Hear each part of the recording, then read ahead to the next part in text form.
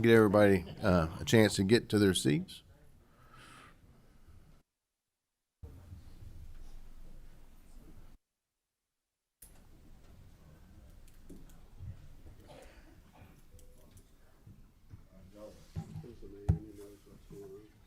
We certainly can't start until Mr. Gross is here.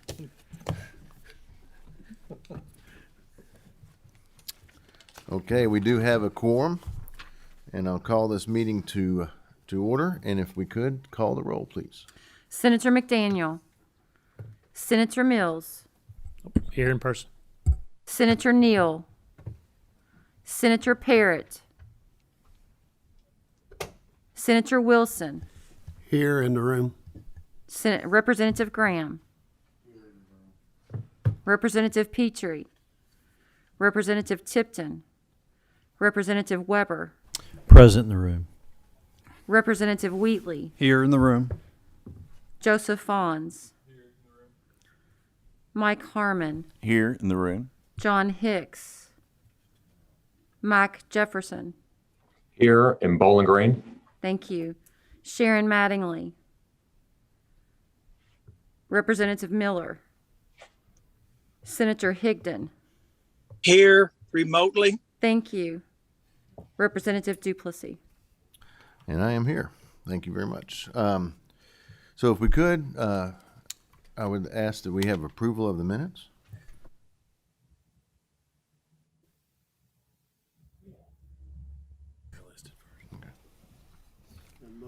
Motion. Motion approved. So if we could, we're going to get right into this. We have, I guess we have KPPA and KTRS here to talk. Is KTRS on our, or KPPA, excuse me, and TRS. Mr. Eager, would you guys like to go ahead and go first? Bo, we're going to give you guys a break. I don't see you in the room. Are you here? Yeah, I don't see Bo here yet.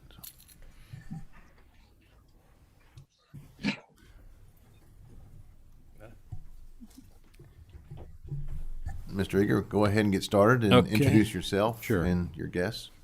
I'm David Eager. I'm the Executive Director of the Kentucky Public Pensions Authority. And I'm Erin Surratt. I'm the Executive Director of the Office of Benefits at KPPA.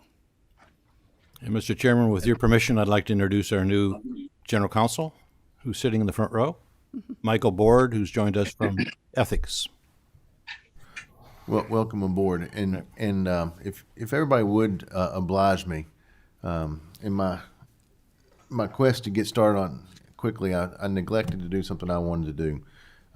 We in the legislature lost a dear friend this weekend, and in Bam Carney, and Bam, as we know, was the kind of representative that we all strive to be. In his sickness, he fought for a year and a half. Gallantly. He had a wonderful family by his side, but if you would, can we just stand and give him a minute of silence in his honor?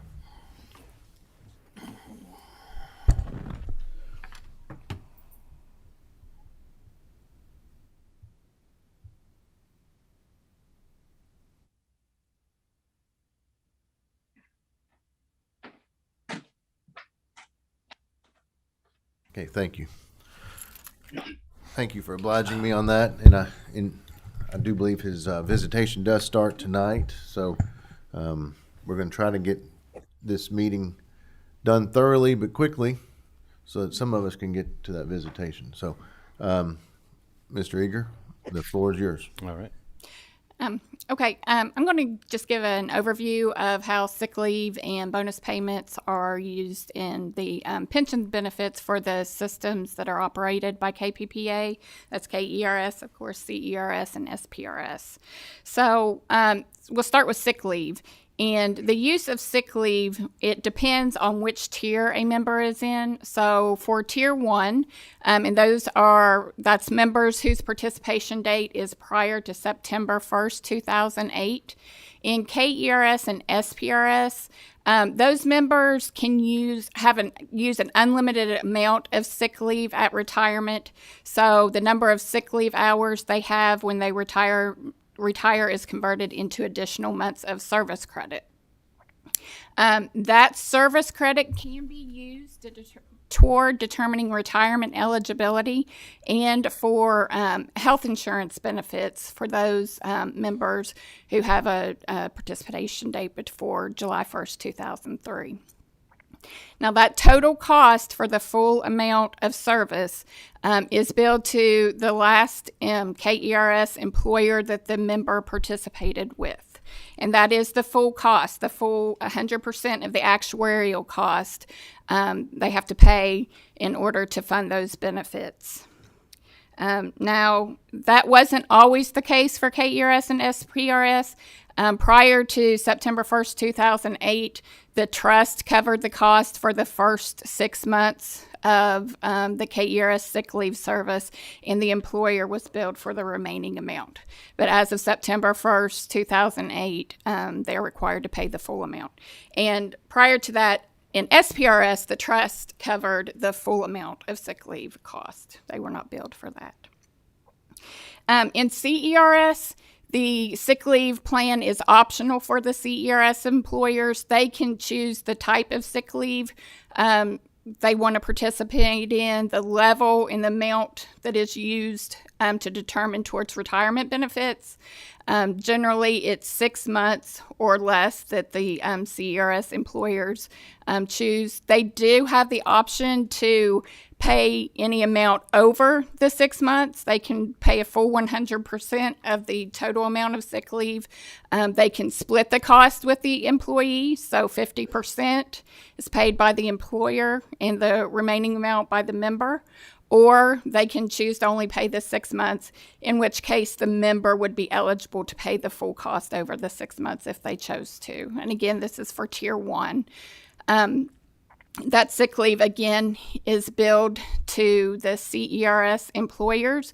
So if a member has sick leave with more than one CERS employer, each prorated amount is billed to each CERS employer. It's not the last employer like it is for KERS. Then for Tier 2, and those are members who have a participation If I date. could stop you real quick, just for Certainly. tier 1, ballpark, what kind of numbers are we talking that would cost the employer for sick pay? Well, I did just a quick example before I came in, and this example assumes that the member would be age 55 at retirement, retiring with 27 years, and had 12 months of sick leave service with a final comp of $50,000. And that cost equated to, in KERS, around $12,000 for those 12 months of service. So for members, and again, that's a member who has a full 27 years, so an unreduced benefit. If a member used that service to help get to a retirement or an unreduced benefit, that cost would go up for the employer.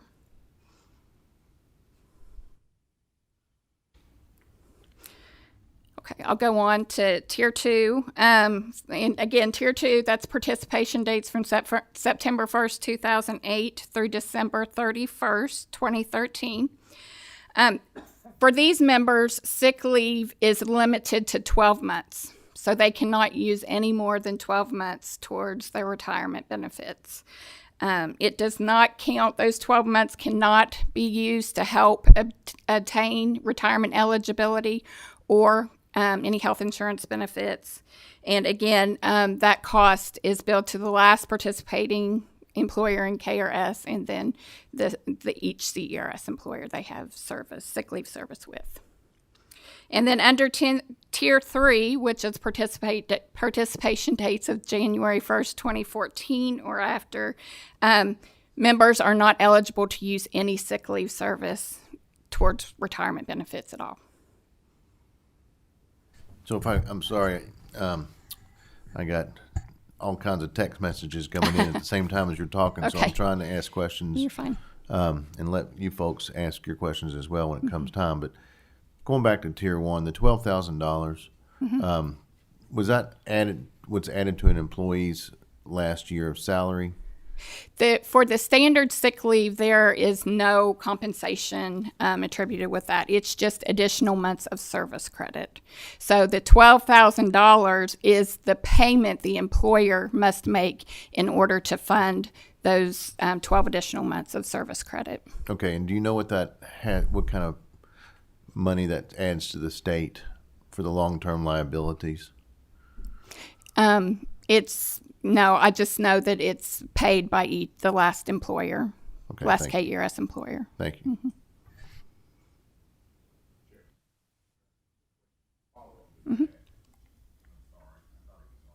To follow up with that, if you take tier one, how many people in terms of employees are still in tier one? Because many of them have already gone.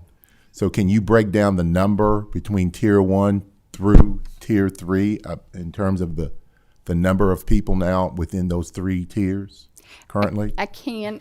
I didn't bring my SAFR with me. I'm sorry. Yes. That's standard procedures to have a SAFR. We don't deal with us have one. Yeah, I apologize. But yes, I can certainly send those numbers to you. But being that this 2008, many of those people have gone because there was a major exit out when the changes begin to take place. It'd be interesting to see where we are between the three tiers and the amount of the cost of those payouts for tier one, and the fact of the matter that tier three does not have that. Right. So can we get that? Is there a possibility for you to provide that to our staff so that we can see the numbers and the cost? Yes, we can provide that. We'll get that sent Thank to you, all. Mr. Chairman. Okay. If there's no other questions, then I will move on to bonus payments.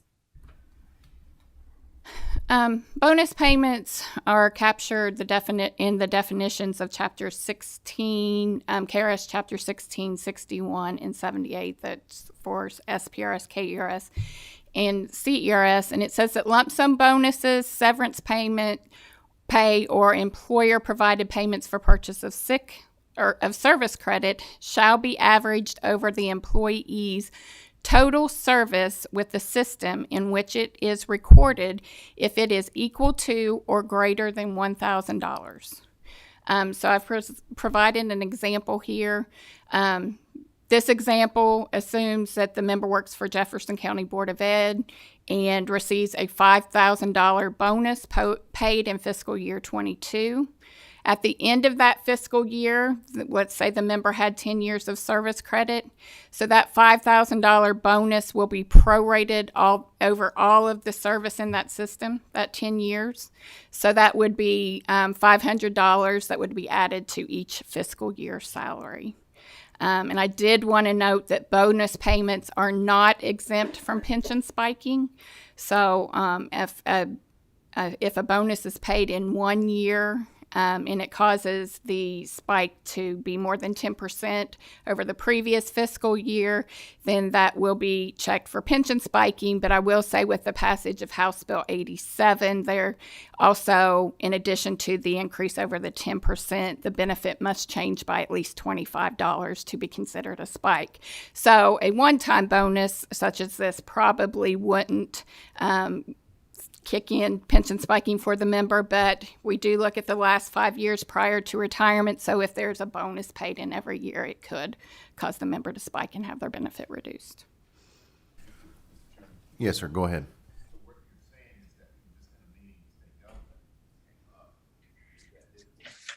This will not impact unless it's over a continuous period of say 4 years out of the 5 or out of the 5. Mm-hmm. But a 1 year would not have an impact upon. It likely would not. I couldn't say that across the board, but likely it would not have caused a spike to occur. But if they receive bonus year after year, that it could. Okay, thank you. Mm-hmm. And I think I neglected when we started this meeting to explain why this was today's topic. It was announced a week or so, 2 weeks ago, that the Jefferson County School Board was looking at giving a $5,000 per employee benefit to every employee coming from some federal monies that were available.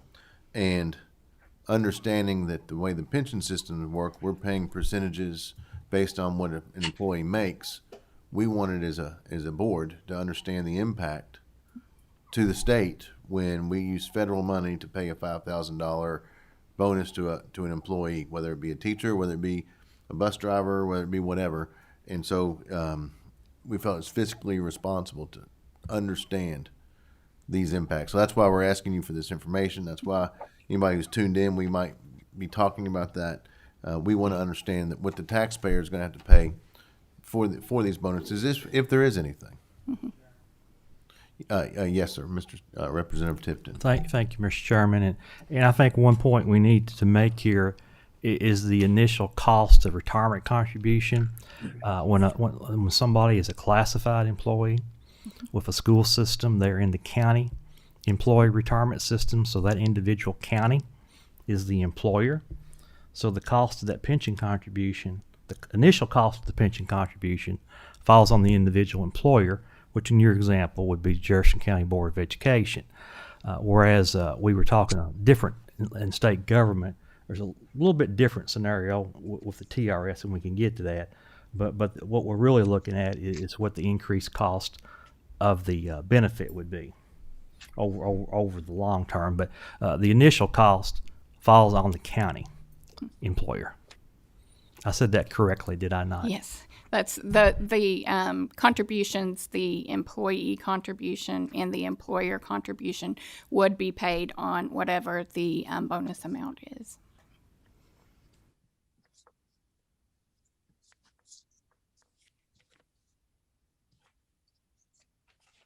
That's all I had for bonus, if there's not any other question. And just to clarify, we use Jefferson County when we were talking about CRS. This example applies to all the systems, KERS, CERS, and SPRS. We would prorate a bonus in the same way. Okay, thank you. Yeah, I think if questions come up in the future between now and the next time Erin's here, feel free to call her. Yeah, She, absolutely. Call or email. I'd be glad to Yeah, answer any questions. Do we have any other questions for the KPPA folks? Yeah. Us with that information, I'd certainly appreciate it. Yes, absolutely, we will. Thank you. Yeah, I did. I asked the chair before the meeting if I could answer a question that Representative Tipton asked me back in April. His question was, can you give me an idea of the favorable impact of the markets on the pension systems? And I said at the time, I can't. I don't know what the assets are going to be at June 30th. I knew that they were at March 31st. I don't know what the liability is going to be. And I hated to get a number out there that people hung on to and said, well, wait a minute, Eager said this at the meeting. We now have that number. And I've asked GRS. They used actually June 24th assets. We're trying to get this in a short time frame. The change in assets between June 24th and June 30th was about 1/10 of 1%, actually favorable. So these numbers are reasonably good. And I'd like to share them with you. So I'm looking just at the two non-HAS plans. K9HAS, I'll explain this layout here, but what's the, when it says current, that was the current projection before we saw what the impact of favorable markets, our markets were, the funds are up 22 to 24% in that area. So we had a great year. The impact of the favorable assets will take time because it's a 5-year smoothing, as you know, so we got to work our way into it. So I took 2022 as the beginning point, 2027 is 5 years out. The difference in the unfunded liability, it drops by 262 in the first year, and it peaks out at 628 million. So we get a nice infusion of assets because of those favorable markets.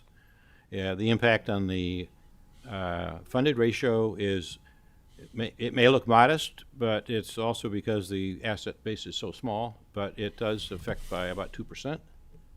So we have been going for 2 years from 12.9 to 13.4 to 14.2. Small increments are going to get bigger and bigger. We actually think it could be as high as 18% rounded in this valuation. And we ultimately get to the same point. It's going to be 100% in 2049, and the gap starts to narrow because we're in the current situation. We're assuming more contributions, so the contributions begin to narrow that gap. Contribution rates, there'll be 10 million less in the first year. They peak out in the high 58 million. Again, we're not going to aggregate the same amount of contributions because we've got that money to use. So we're going to get investment earnings off of that money faster. Ultimately, we're going to pay less in total, but in years 2027, 32, and 39, we'll be paying 58 million less. The contribution rate is going to be about 4% less. As you can imagine, the bigger impact is on the C system because they're better funded. We're close to 50% funded. We've got a lot more assets. And the unfunded liability drops in 2027 by $1.4 billion. And the funded ratio go out to 2027 is going to be 8% higher, be 63% instead of 55%. This assumes that we bank the gain in fiscal 21 and we spread it over 5 years, and from beginning of June 1 of 2021, fiscal 2022, this plan earns 6.25 and the K plan earns 5.25. So we're assuming that this is a kind of a one-time windfall, and from there forward, we're going to earn the assumed rate of interest. One could argue that you return to the mean. I would argue that I think our assumptions are reasonably conservative. So I'm very hopeful that this is going to prove to be a one-time gain, very unusual. We have several questions, Representative. If I could, I'm going to start with Mac Jefferson, who's online, who's been patiently waiting. Thank you. Just a quick question with regards to benefits. Given is there a method or process that the actuaries have incorporated to make an estimate of what these bonuses and sick pay values may be into the future, so that there is some, I guess, essence that compensation will be calculated into what they do and reflected in the current funded ratios that are presented to our committee? I don't think it has happened yet, but certainly if there's going to be legislation that weighs in on that, they'll have to do that. My suspicion would be it's going to be relatively minor in the scheme of things, but it still could be a meaningful number. So the sick pay rules and bonus rules, executed or not, because they're not law, that sort of falls out of the actuarial process. So that potential compensation is not reflected. Is that correct, Mr. Eaker? Defer to you. Well, I would say that the cost for the sick leave that the employers have to pay is they have to pay 100% of the actuarial cost. So that cost is based on the actuarial factors that GRS, provides based on our assumptions. So that's reflected in the cost that's billed to the employers when the member retires. Okay. And they can isolate that cost. Okay. Yeah. And as far So as that, go ahead. so from an actuarial standpoint, those, because they can isolate those costs, that future liability is fully paid for upfront. It's paid at the time that the invoice, the employer is sent the invoice, if I'm understanding correctly what you're asking. Yeah, we send that invoice after the member retires, and then the employer is expected to pay that within a month after we've sent the invoice to them. Okay. Thank you. And we do have a couple more folks waiting to ask questions. Co-Chair Higdon is on the line. Thank you, Mr. Chairman. I appreciate that. I'm going to change subjects just a little bit. I was hoping I'd get in right at the end, but anyway, Mr. Eager, good to hear your presentation today. I do have a question about as we hear a lot of talk about how to spend our $2 billion budget surplus.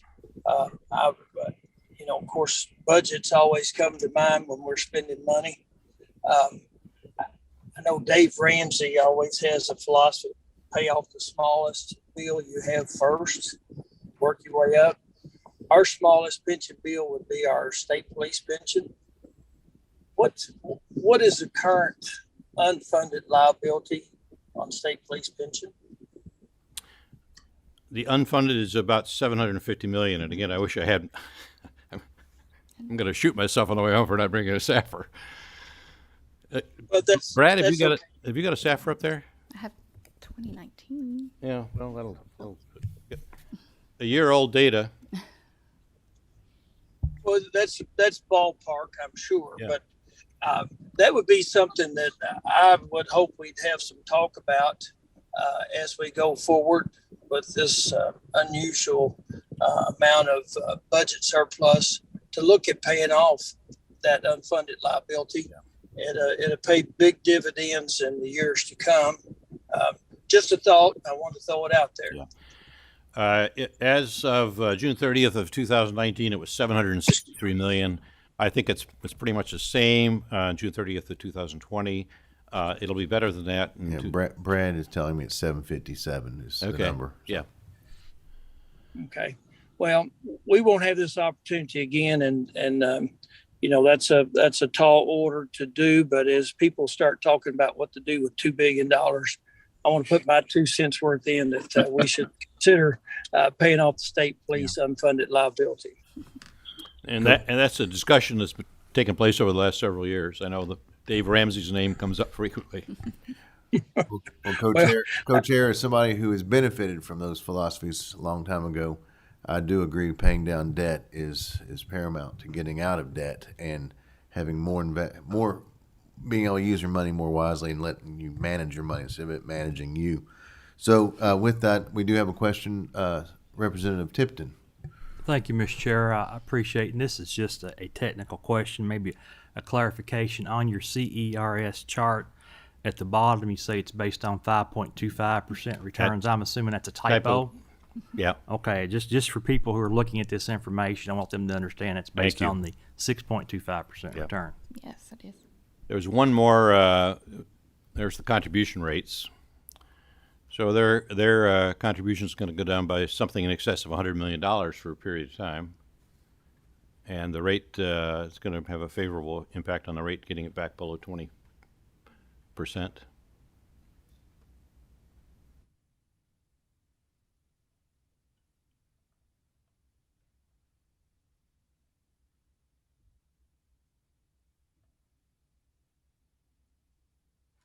I don't have anything else.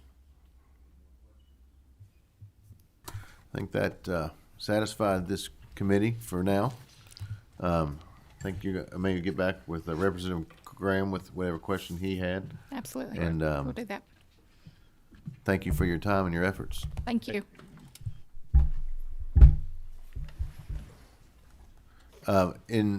Is Bo? I'm sorry, I don't have my glasses on. Is Bo Barnes here? TRS. I am. Great.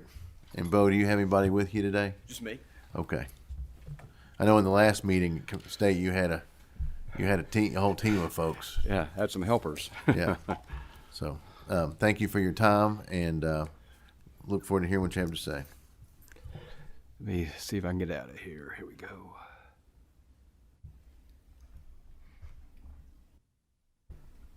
Here we go.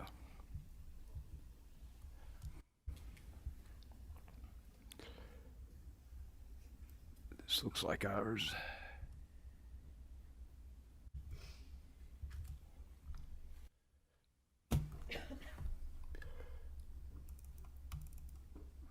There we go. Let's see. Maybe I can try to enlarge this for you.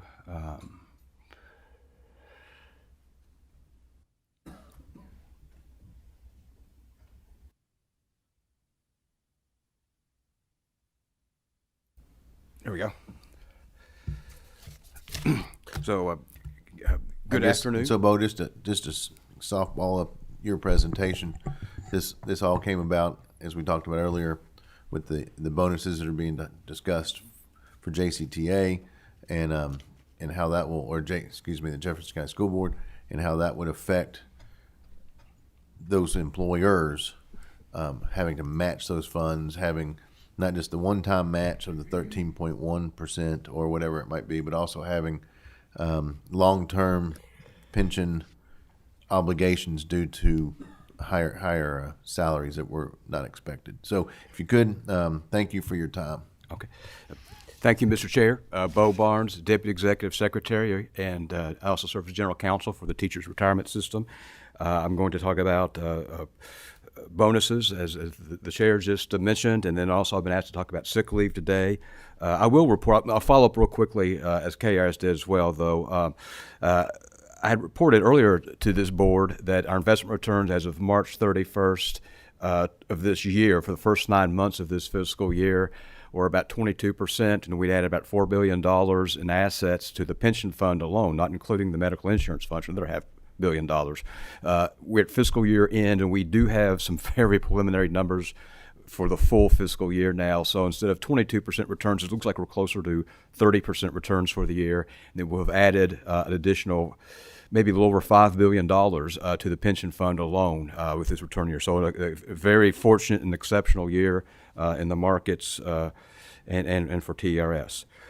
So with that, I will go right in. I'm just going to have some basic sort of background information to help understand how all those comes into play. So first, this slide shows the member contributions. What do TRS members contribute to their retirement?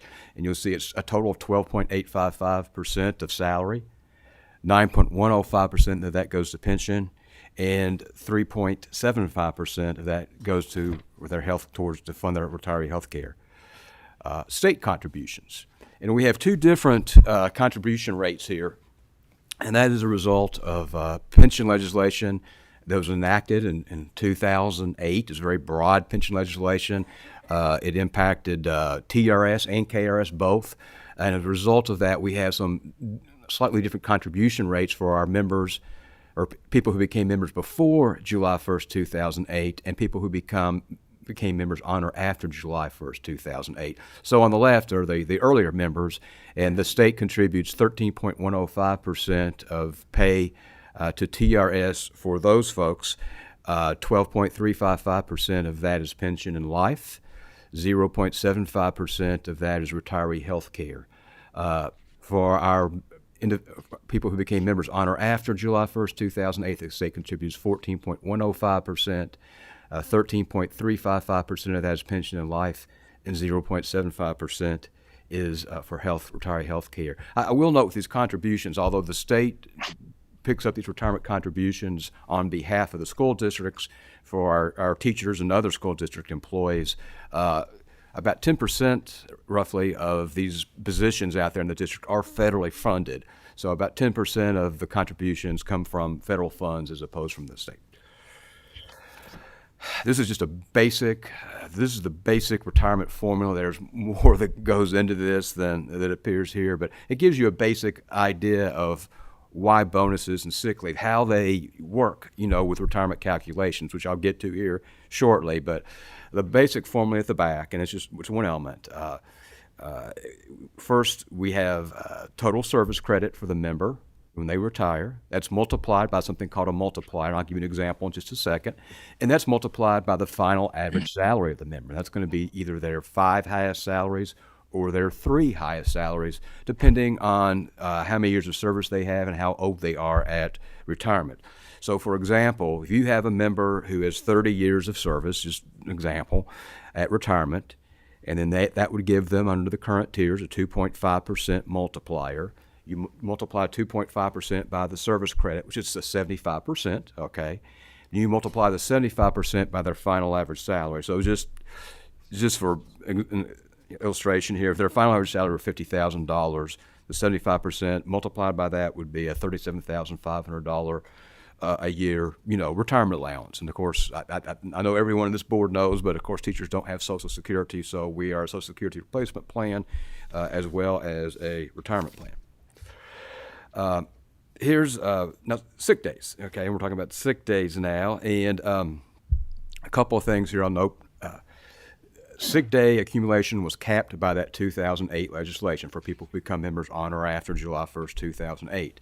And for this new tier, House Bill 258, which is passed out of this session for these new tier teachers people become members on January 1st, 2022 and thereafter, sick leave cannot be used for retirement calculation purposes. The school districts may still compensate their retiring teachers for their unused sick leave.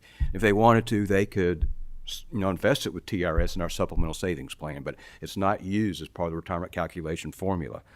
So this just shows kind of how sick leave works. Sick leave as salary credit as opposed to service credit. So increasing your salary for retirement purposes, not increasing your days worked for retirement purposes. And only school districts can use sick leave payouts to increase your salary for retirement calculation purposes. Only school districts. Other employers cannot do that, not the universities or not any of the other employers. So what you do, the formula is this, and you choose the top line here. You take the contract salary that teacher has, you divide it by the number of contract days, and I've got an example in the bottom I'll show you. You divide that by the number of contract days in their contract, and that gives you the daily rate. How much are they paid by day under the contract?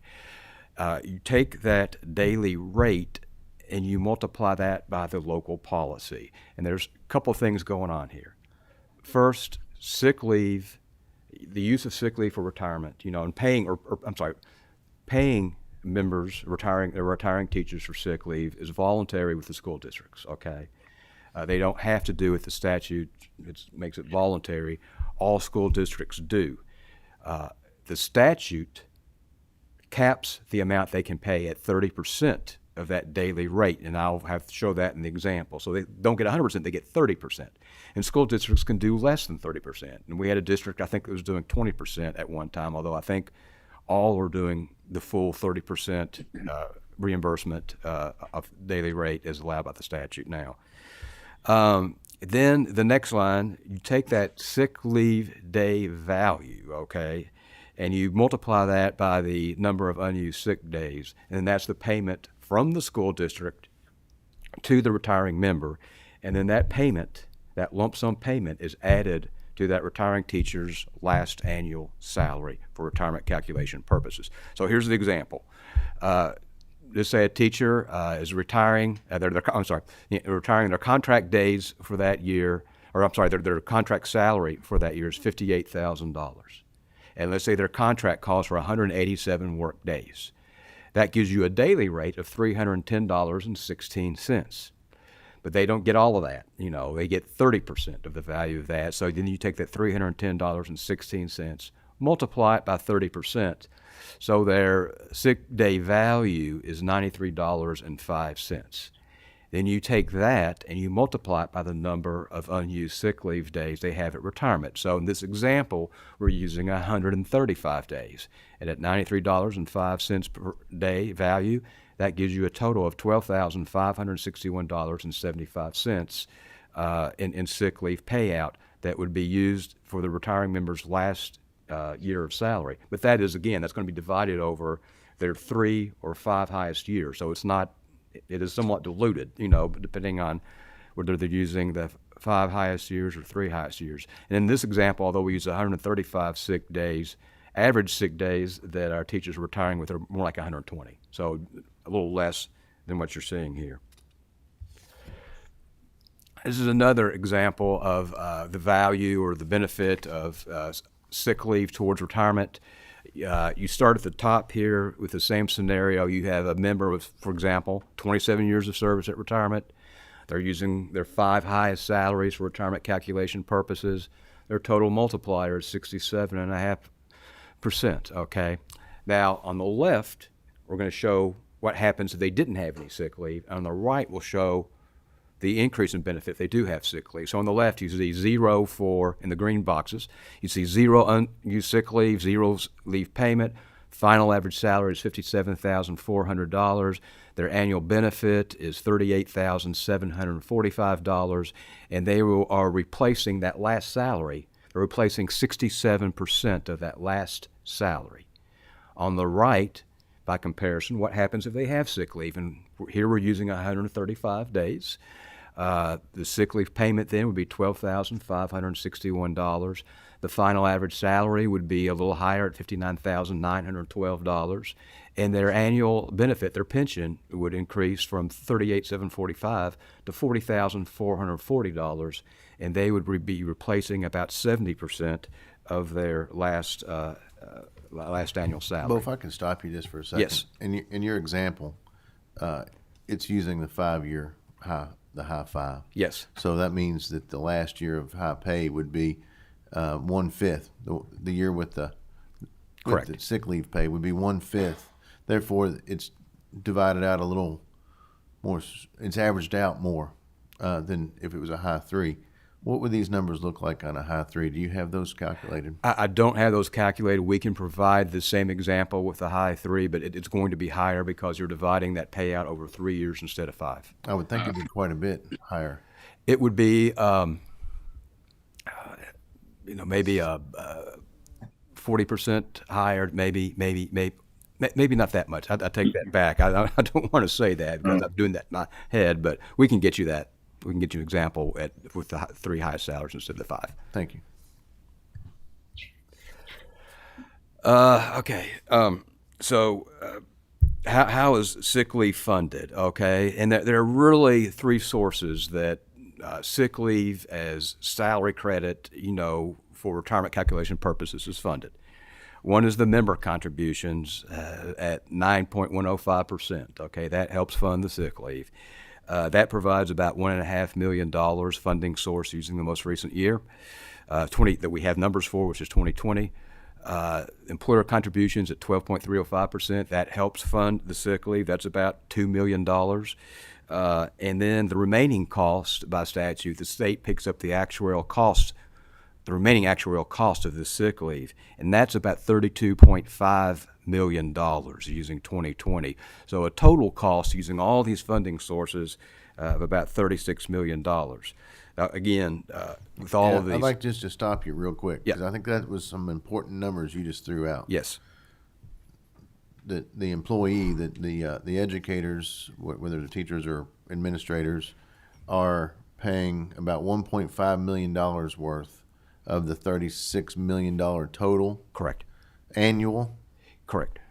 And then the state, through our normal giving, is 2.5 million. $2 million. 2.2 million. Or just $2 million. Okay, 2 million. So of the 36 million, the remainder of that number is 33.5 million, or whatever the number is. $32.5 million. $32.5 million. Yes, sir. Is it fair to say that $32.5 million was unanticipated? Because we obviously put funding in for sick days, which equaled $1.5 million and $2 million, but yet now there's $32.5 million that's not anticipated, that the state is now, and I say the state, the taxpayer, is paying. Can you discuss that? Yeah, we can certainly. So I would say that it is anticipated because the state has been paying for the sick leave over the years. Before this. Let me clarify my question. I don't think I asked it well. When the plan was created, Yes. and they came up with the 12.88 and the 13.1% of pays, I think they intended, correct me if I'm wrong, that would cover sick pay. Well, when the plan was established, and the rates, of course, were different. The contribution percentage rates were different back then. They would not have contemplated sick leave. Sick leave was added as a benefit in, I believe, the mid-90s. It was before I joined the retirement system. So it got added. And when it got added, these funding sources, the 1.5 from the member, the 2.0 from the employer, and I should point out there the employer is part of that's those federally funded positions. So about $200 thousand of that, is going to come from federal funds, not directly from the state. But we had to have that, and then we had to have this other actuarial payment on top of it because this was a new benefit, and we needed to have it funded. So then the statutes were worded to include the state's payment for the actuarial amount needed to fund the sick leave. So sick leave is something that our actuaries do anticipate, and I have some numbers, that I'll share with you here in a minute, another slide. But sick leave is also, it's one of those things that's outside the statutory and viable contract, and I've talked about that before this board. It's not even a TRS statute. It's a Department of Education statute. It's outside our range of statutes. So we anticipate it, but we know it can change too, okay? Here we have a lot. I'm sorry, we do have a question. Co-Chair Higdon would like to weigh in.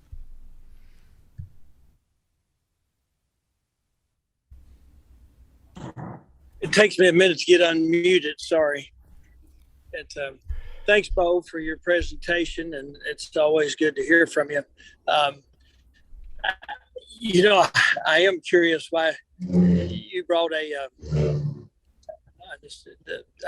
graph of a 5-year high 5 rather than high 3, because I don't think you have very many teachers that retire using most use the high 3, correct?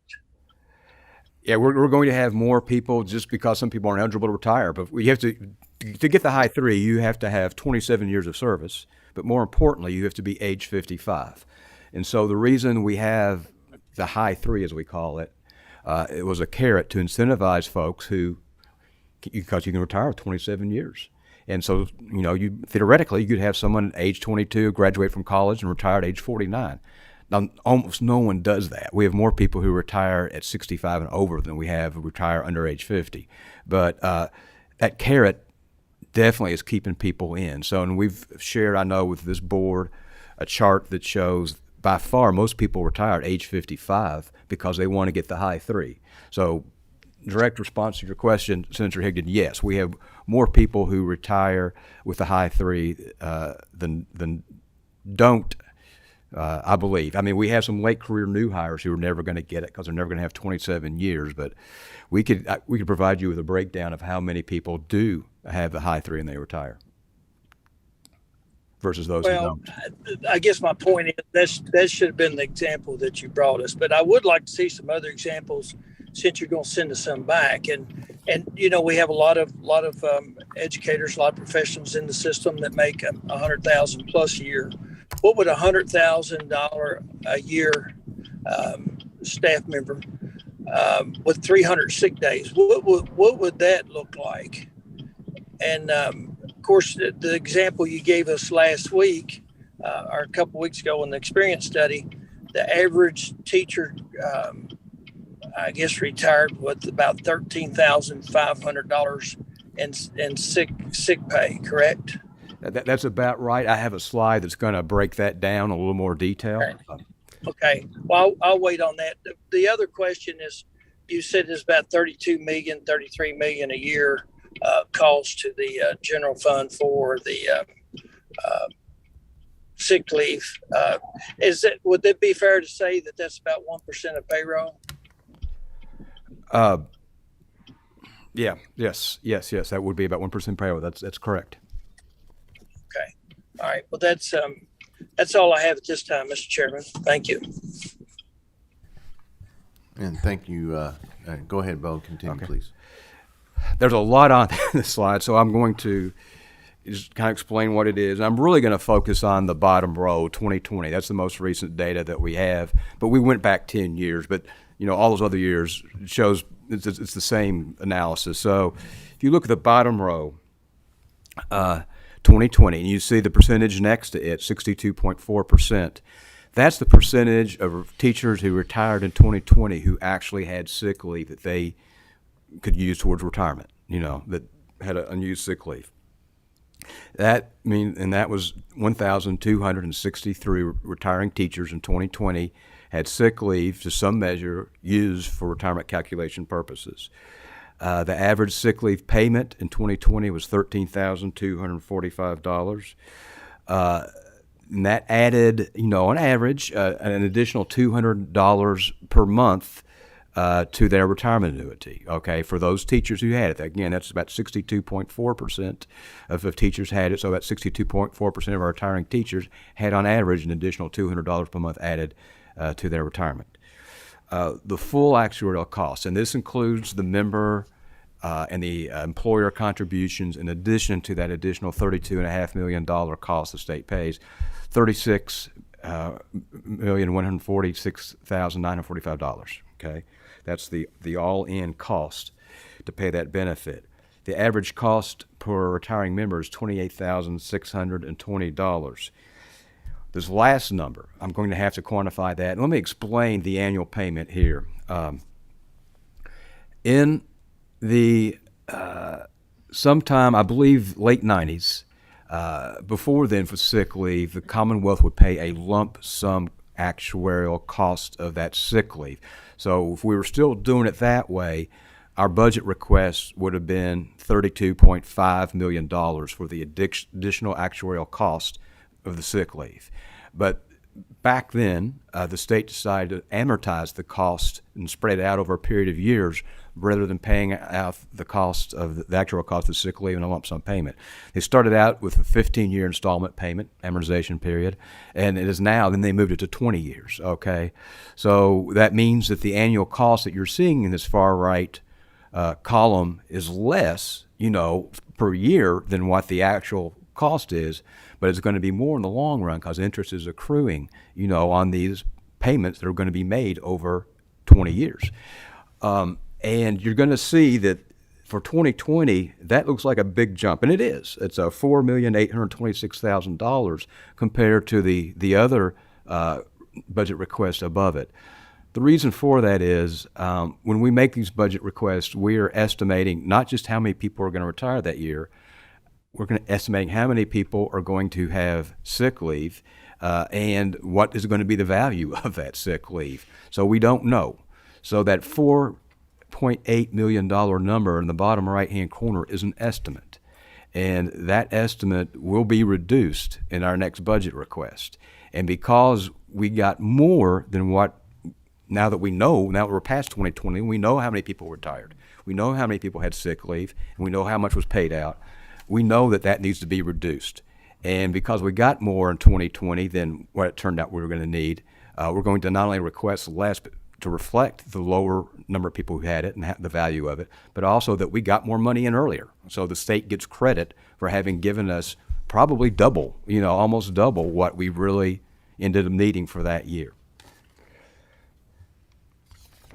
This is another slide with a lot on it, I know, and so these are all historical slides, and we're going to focus on the bottom rows here more, and again, we're dealing with estimates here, but you see the year at the far left.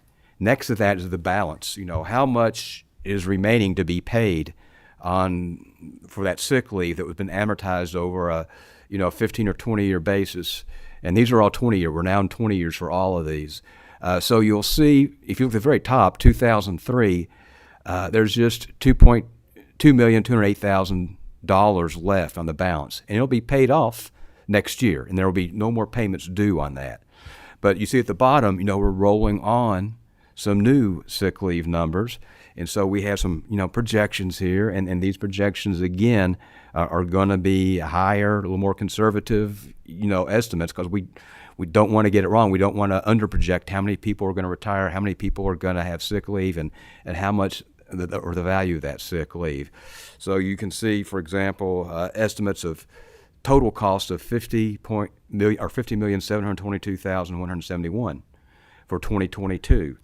Annual payment $4,633,100, and it'd be paid off. That new round of sick leave would be paid off in 2041. Now, I can tell you, as I said in the previous slide, we know those numbers that are italicized for 20 and 21 are going to be revised downward. We know for sure 20, we have those numbers, and for 21, we know we had another low year, our second lowest year of retirements in the last 20 years. And only slightly, very slightly, a handful more people retired this year than last year. So retirements have been down, really down.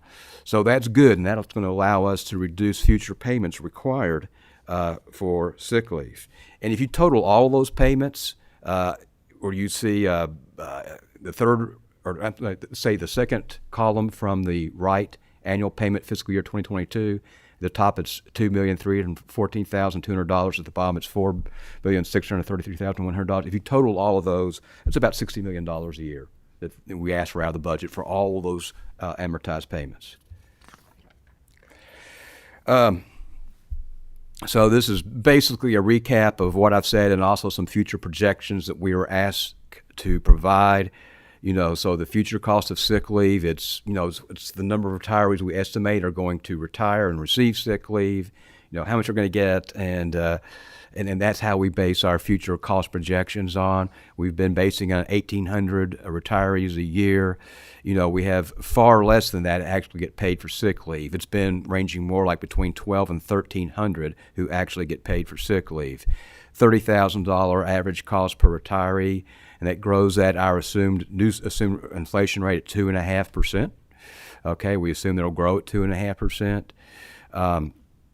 And then we see contributions on $25 million of sick leave salary, or about $3.3 million, the contribution portion, growing at 2.5%. And then there's interest on that at 7.1%, so that the full actuarial cost is paid. These estimates here for 2023, I've already said that, these are in 2024 are, I know 2023 is certainly going to likely change as 2024, and all these will, because we are estimating a little bit on the higher side about who's going to get sick leave. So these numbers will likely, almost certainly, be less than what we see here, because, we're seeing, sick leave, if anything, is dropping. The number of people with sick leave when they're retiring, if anything, is dropping. So we'll probably see drops in these numbers as well. But again, they're just estimates. And these estimates are based on your most recent experience study, or are they using the older assumptions? It is. This is using our most recent experience study with the new investment rate of return, or what we call discount rates. Same thing. It's at 7.1%. Okay, and this is the other portion of my presentation I was asked to talk about today, and this is something. This is a new development as far as how it's being done right now. But it's the bonuses that we've talked about earlier, and there have always been from time to time bonuses. Okay, but it's a little different this time. It's a little new this time because a lot of federal funds were available to pay bonuses, or other things for teachers. And a lot of school districts are using these federal funds to pay bonuses to teachers. And, it's kind of new, though. I mean, we had some people who used that in the retirement season we just ended June 30th, okay? We had like 30 to 40 districts pay bonuses in last fiscal year. So we're starting to see it, We're still doing retirements at TRS. We're still doing auditing and reconciliations and all of that. But I can tell you what we've seen so far. First and foremost, most of these bonuses that are being paid, because they're being paid across the district, they're not being targeted at people who are just getting ready to retire. They're being paid across the district. Most of these bonuses will never be used for retirement calculation purposes, because most of our teachers are so far from retirement that their higher salaries will exceed their current salary even with the bonus, okay? And I understand that point. Can you tell us what the numbers say that you're saying most? You're saying that the majority of teachers are on the younger side now, and well, we have about last year we had about 1,900 folks retire for the whole year, and we've got 75,000 full and part-time teachers. So, it's a very small number who are retiring right now. Now, because of the high 3 or high 5, that'd also pick up anybody retiring the next 3 or 5 years, potentially. There's another wrinkle to this. I'm going to talk about here in just a moment.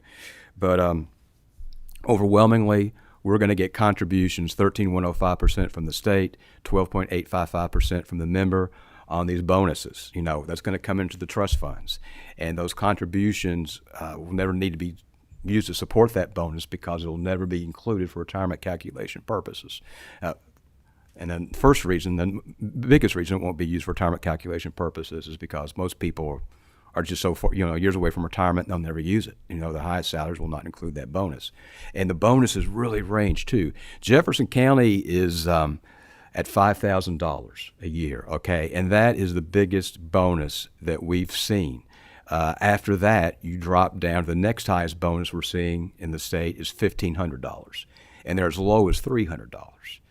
So by far, Jefferson County is having the biggest impact on increased contributions with the bonuses. So,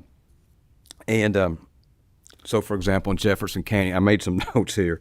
That $5,000 bonus, that would result in contributions from the Commonwealth at 13.105% of about $4 million a year.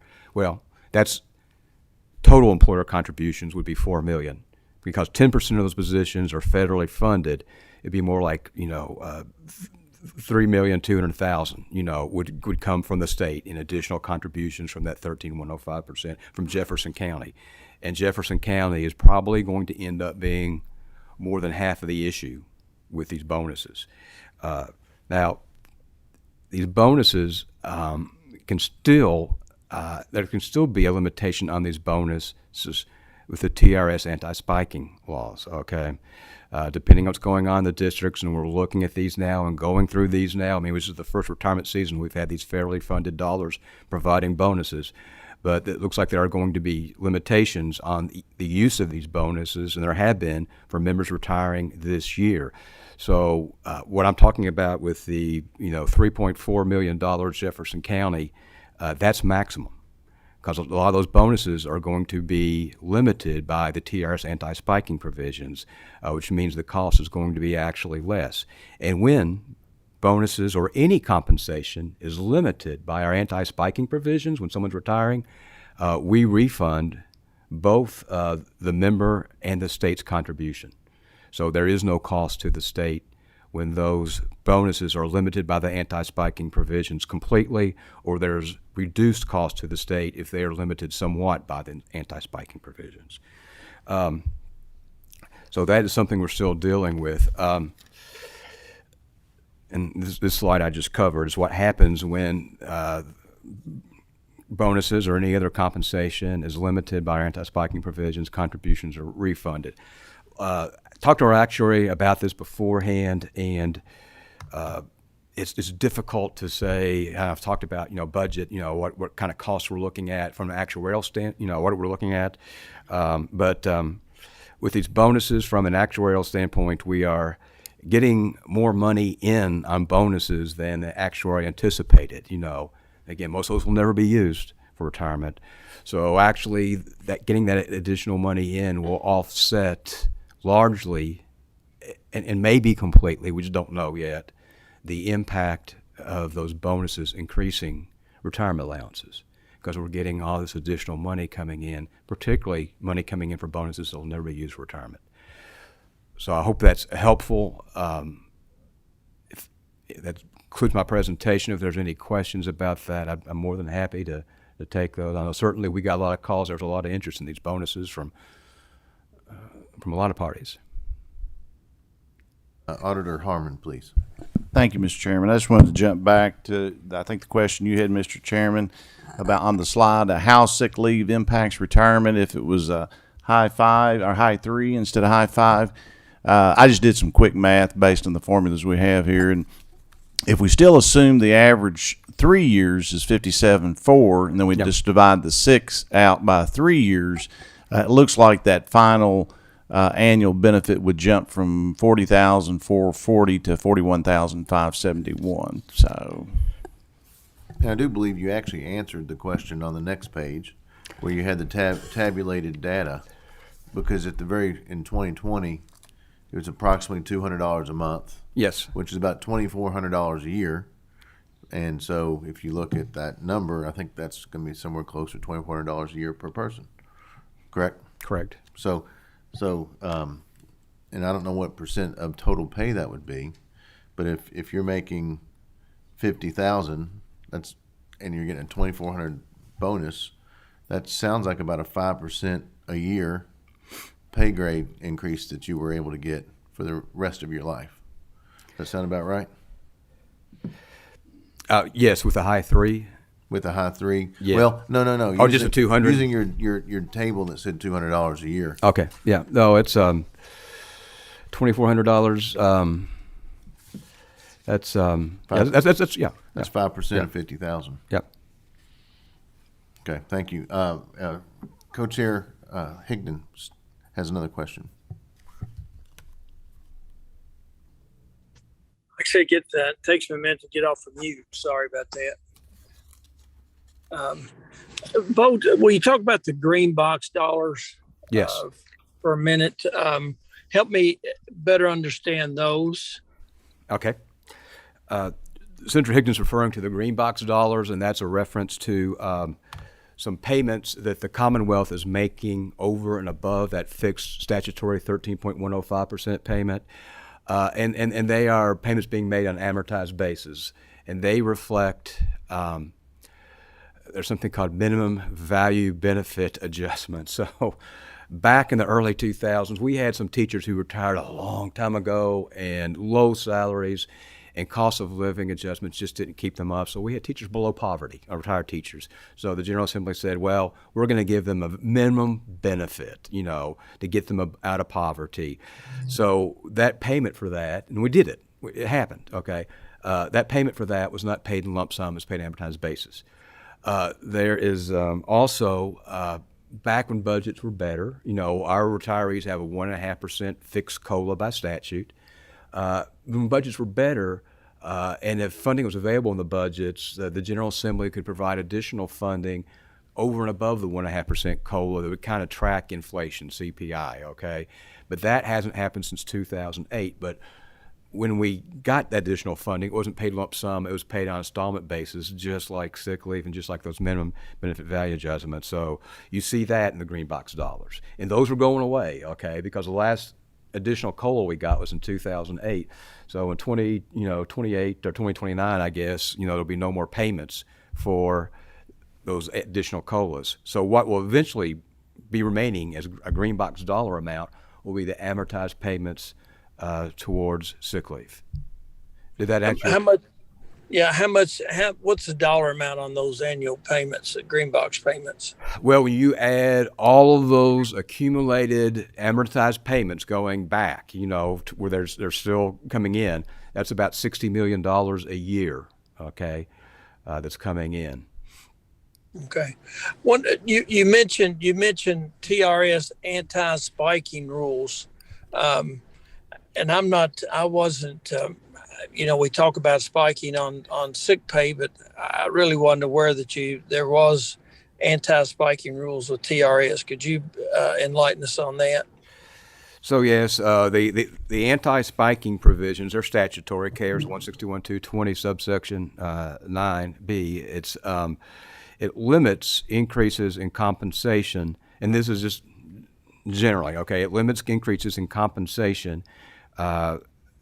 During the last 3 years, just before retirement, it limits that to what the greatest percentage rank and step increase is on the local school district salary schedule.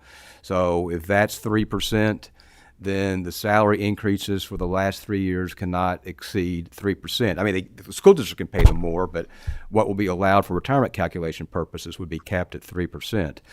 The way you get around that, or not around it, but the statute provides for, because it's just the last 3 years, if you want to include those increases that otherwise be an anti-spiking issue, you work for a full 4 years, okay?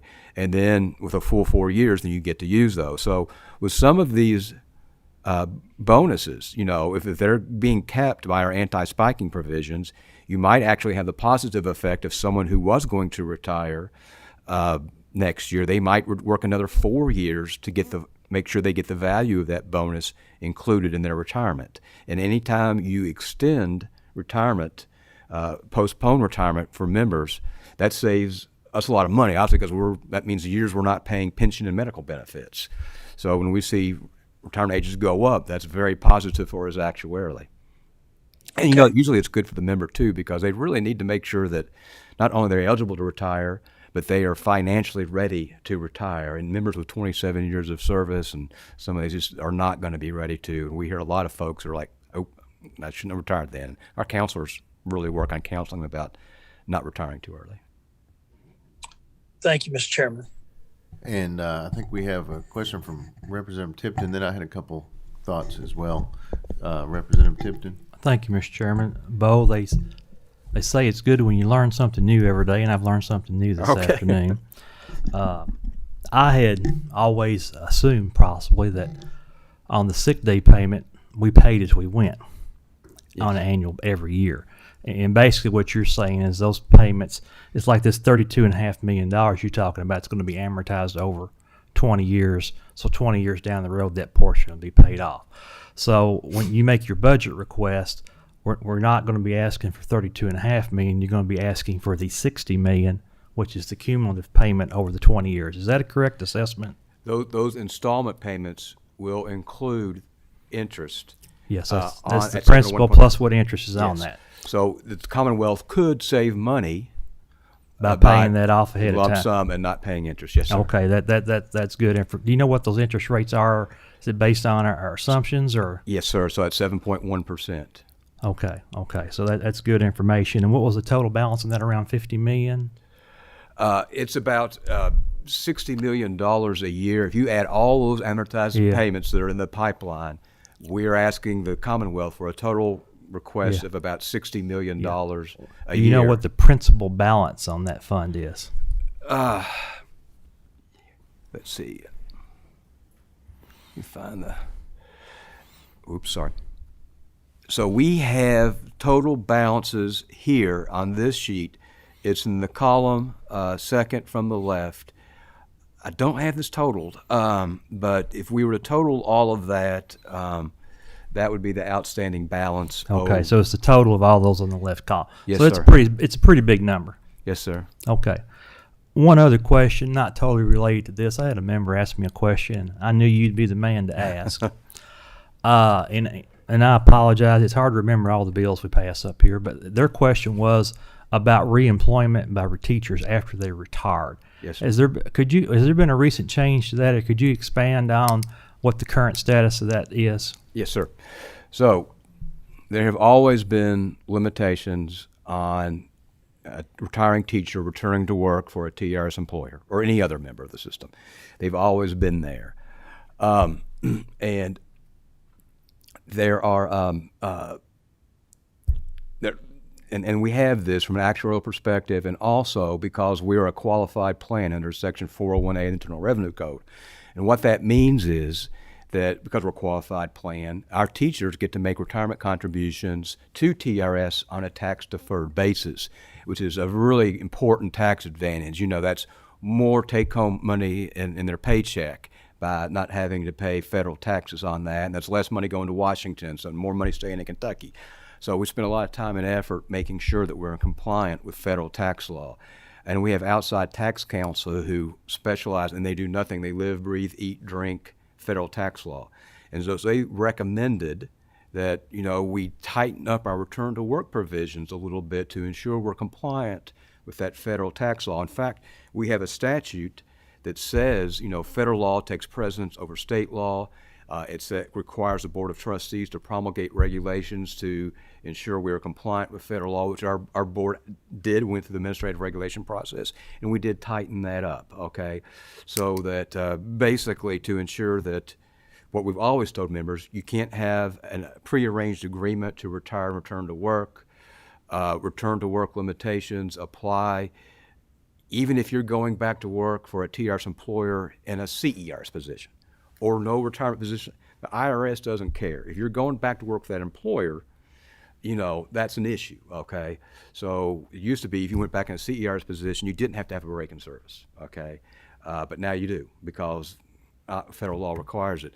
There are some other changes that we made. The break in service between, you know, retirement and returning to work. That used to apply just to the school districts, but not the universities. Our outside tax counsel says absolutely it has to apply to universities too. So now it applies to university employers as well. So several changes that we made, those were communicated in advance to our employers and members, and the regulations that we promulgated. They were very appreciative of this. They were also enacted as part of our statutes and codified in our statutes as part of our housekeeping bill. It just passed out this session, House Bill 113. So we feel really good about not having to worry about the IRS breathing down our necks, on these return to work provisions now. And if your constituent has any problems, they can reach me directly. I'd be more than happy to talk with them and walk through those issues with them. Okay, thank you. In the previous committee meeting that you attended, I think some things were said. Representative Tipton said we all learn something every day, and that he did. I did as well. And you said something I hadn't heard you ever say before, and I think the people on this committee would like to hear that. I think the educators who are tuned into this pension discussion would like to hear that.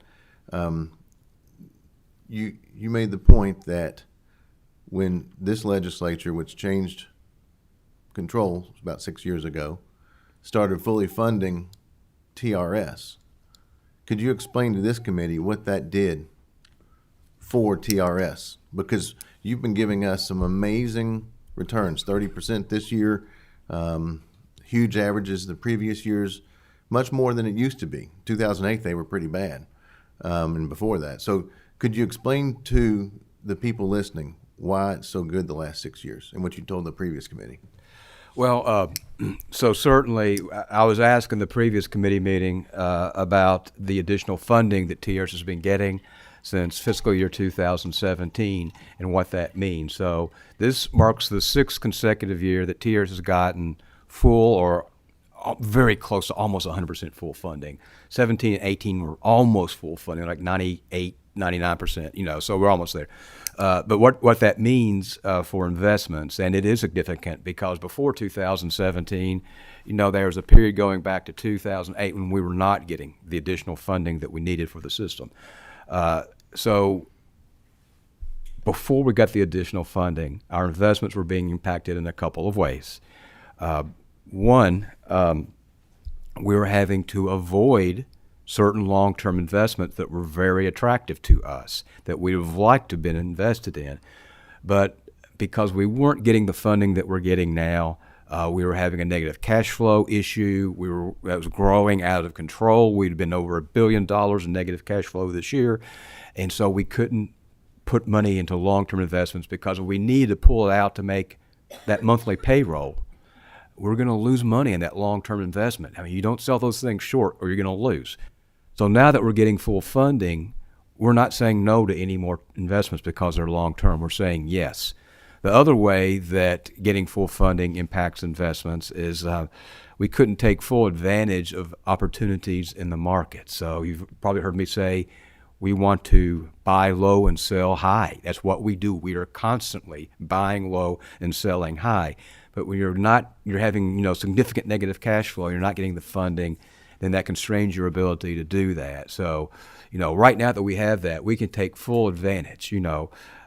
When markets are hot, we can put some money away in cash and treasury bills, because when markets go down, that's not a bad thing to us. That's an opportunity for us. It's a buying investment opportunity because we are buying low, and then we hold on to it till the markets go back up, and then we sell. We harvest those gains. We're continually doing that. So there are two ways that additional funding has made a huge sea change in our ability to invest. And I think in the last committee meeting, our investment staff are a lot happier now. They are. It's a big relief to them not to have to worry about the cash flow side of things and being constrained in investments or being constrained in taking opportunities in the volatility of the market. So basically a synopsis of that was that for the last 6 years, this legislature has fully funded you, which has allowed you to finally go and do what you needed to do.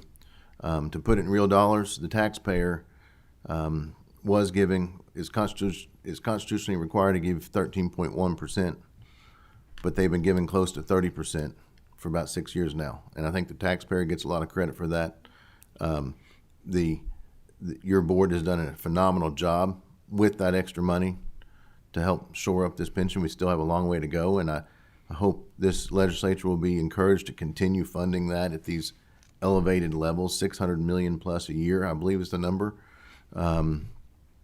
It's huge, but the only way to get out of debt is to pay your debt and then to live smart going forward.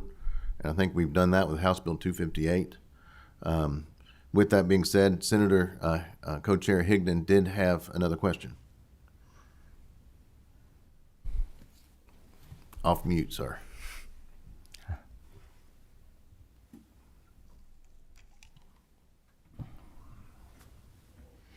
Senator Higdon, are you around?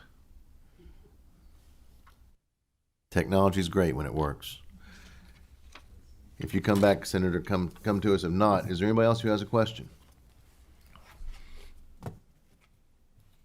Okay, thank you for your presentation, and thank you for all who have come and listened, and we'll see you at next month's meeting. Thank you.